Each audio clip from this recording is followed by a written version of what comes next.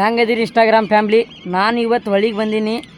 ನಿಮಗೆ ಮೀನಾ ಮುಂದೆ ಇದ್ರೆ ತೋರಿಸ್ತೀನಿ. ಈ ಬಲಿ ನಾನು ಚೆಕ್ ಮಾಡಾಕತ್ತೀನಿ ನೋಡ್ರಿ. ಇಲ್ಲಿ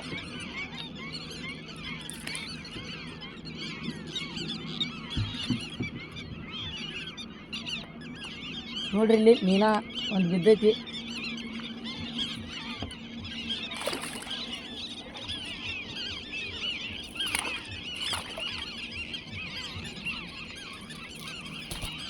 ನೋಡ್ರಿ ಹಂಗೈತೆ ನೋಡ್ರಿ ಮೀನಾ.